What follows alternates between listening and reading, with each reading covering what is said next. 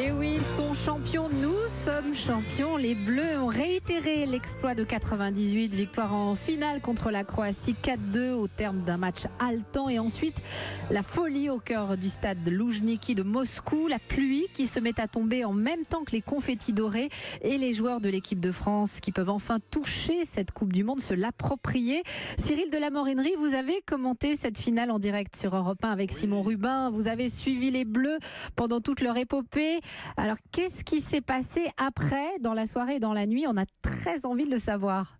Alors une ambiance incroyable, vous l'imaginez, avec des Bleus qui courent dans tous les sens, dans les couloirs du stade, un Pogba tout sourire, criant « On est champion du monde !»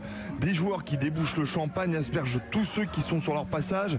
Ils sont hors de contrôle, dans une joie extrême, comme Blaise Matuidi. Bon, j'ai qu'une seule chose à dire. Vive la France et vive la République. Fêtez ça comme il se doit. Et dans le vestiaire, le président français Emmanuel Macron s'exprime, applaudi par toute l'équipe, filmé par certains joueurs sur les réseaux sociaux. Tout le monde est debout.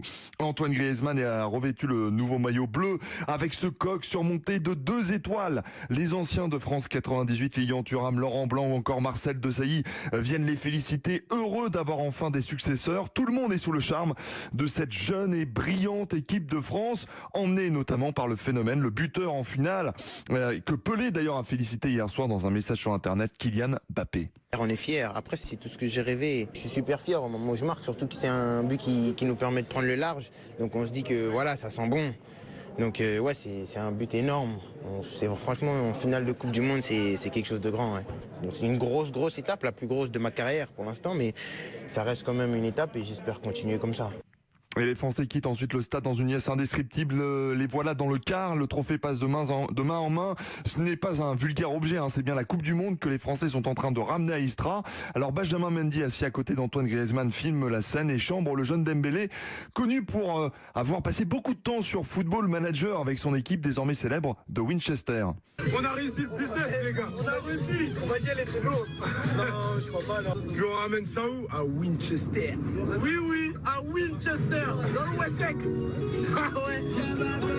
Voilà, il est plus de minuit, les Bleus arrivent dans leur camp de base avec le trophée d'honneur du personnel, les Français qui retrouvent leurs proches, on s'embrasse dans le hall, il y a le boxeur Tony Oka, il y a des rappeurs, les Bleus montent sur des tables, chantent de nouveau cette fois, eh bien en l'honneur d'un coéquipier qu'ils adorent, N'Golo Kanté, sur un air de Jodassin.